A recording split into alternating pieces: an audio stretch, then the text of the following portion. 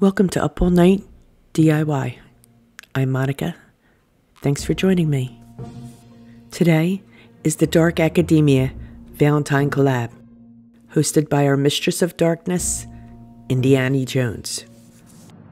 Each of these talented creators will lead you into their interpretation of a Dark Academia Valentine.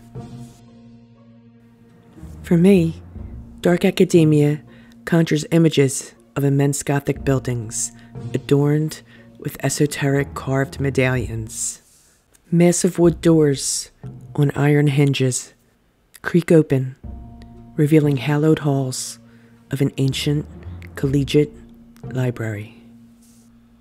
Floor-to-ceiling shelves hold countless books filled with stories of secrets of the universe, adventurous endeavors, and unrequited love. Both haunting and romantic, passionate characters such as Catherine and Heathcliff of Wuthering Heights, my favorite novel of the era. Following along, lost in thought, I find myself sketching the images evoked. It will be these images that inspire my first project. Keeping in mind the Valentine's theme, I sketch a jester hat representing the Fool for Love, and a crown for the Queen of Hearts. I kept them sketchy, like the characters they speak for. With this in mind, we'll get into the first project. So, my sketches were different sizes, so I scanned them, and then I sized them, and then I printed them on a printed book page. I had these Dollar Tree trays in my stash, so I'm just going to Mod Podge my images to the serving trays. And then once they're Mod Podged on, I'll also Mod Podge to seal them. I'm using both a cosmetic sponge as well as a chip brush to apply the seal of Mod Podge. I was afraid that the Mod Podge might smear the ink, so I was very ginger as I applied. And I'll apply the Queen of Hearts in the exact same manner. To outline my image, I'll use these faux gems using E6000. I want the tray to look like an antique, so I dry brush some metallic black acrylic paint on, working it into the grooves, and then I lightly wipe away the excess, giving it a tarnished look.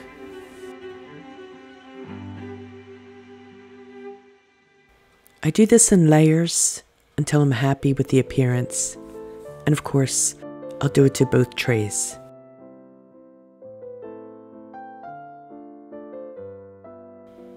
I love the antique look to these.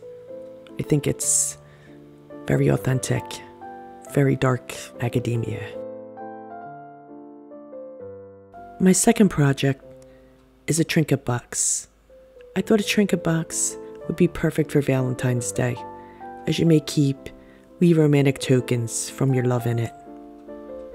I have this somewhat beat up round box, so keeping it simple, I'll paint the box charcoal, inside and out. Then I'll seal it with a coat of Mod Podge.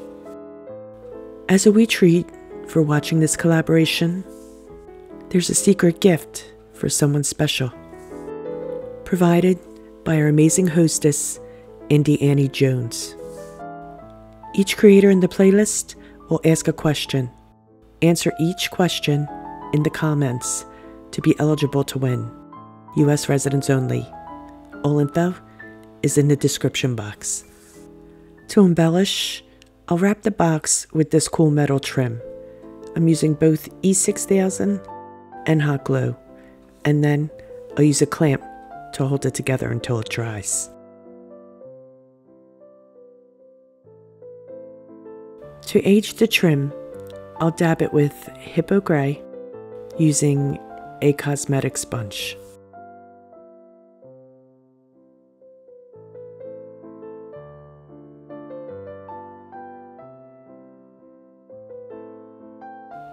I thought to complete the look, it needed some patina, so I'll dab on some seafoam.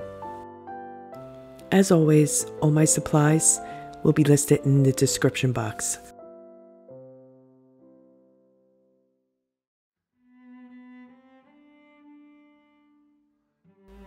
I'm keeping some of my crystals in my Trinket Box. My final and favorite project is a faux stone heart.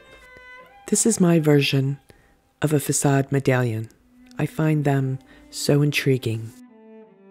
I'm starting with a sheet of styrofoam onto which I will trace this heart. I'm using this silver marker pen to trace my heart onto the styrofoam. I'll add a wee bit extra at the bottom to help it stand. I'll cut it out using my hot wire tool. This is such a handy tool to cut through styrofoam. It goes right through it, no problem. It really does make an easy task of it. To embellish my heart, I used Model Magic and scroll molds. I filled the molds with the clay and I just popped them right out, no problem. I made a variety of them. Then they have to dry for 2 days. When they were dried, I arranged them on my heart as I wanted them. Then I glued them into place with Hold the Foam. This glue is made specifically for styrofoam and it works great.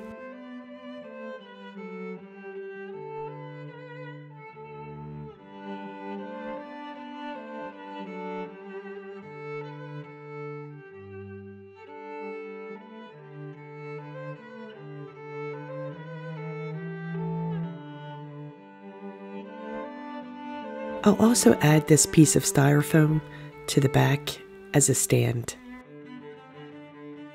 And I'll just use the glue and it'll hold it in place.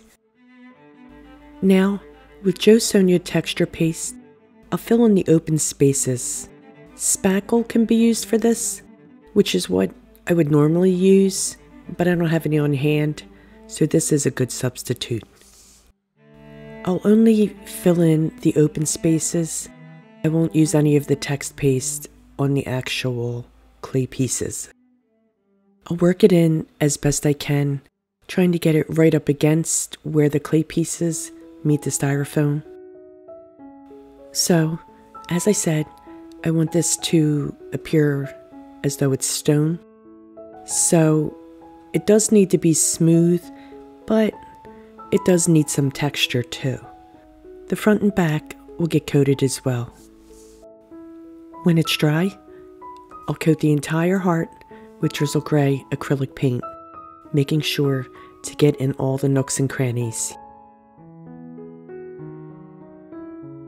To give it an aged appearance, I'll water down some Hippo gray paint and I'll apply it like a stain, first to the clay pieces, working it into the valleys, and then lightly patting it to remove the excess. This will leave the stain in the deeper set areas.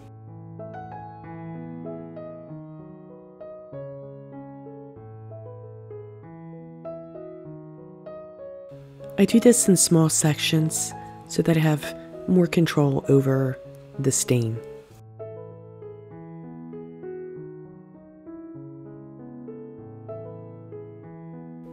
I'll continue to do this until my entire heart is stained, front, back, and sides. To highlight, a lightly dry brush drizzle gray onto the high points of the clay embellishments.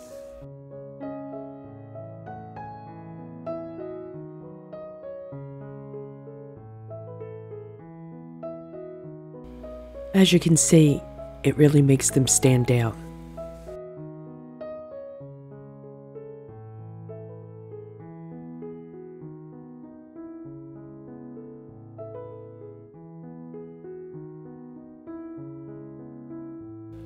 I'll add a touch of green in some of the crevices to give an appearance of moss.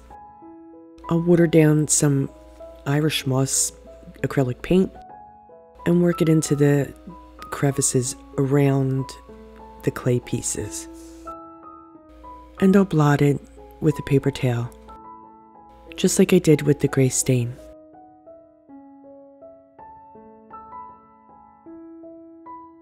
And once I'm happy with the appearance, I'll add a layer of Mod Podge to seal it. So, earlier in the video, I mentioned a favorite book of mine. Do you remember what it is? If you do, leave a comment for a chance to win the secret gift from Indie Annie Jones. I love the way this turned out. I think it's very romantic and has a very natural appearance. I might leave this up all year long. I hope you enjoyed my perspective on Dark Academia Valentine. I truly enjoyed creating these projects. Please be sure to check out the description box where you'll find links to Annie's channel, as well as the playlist and the supply list. If you haven't already, I highly recommend checking out Annie's channel. She's fantastically talented and creative.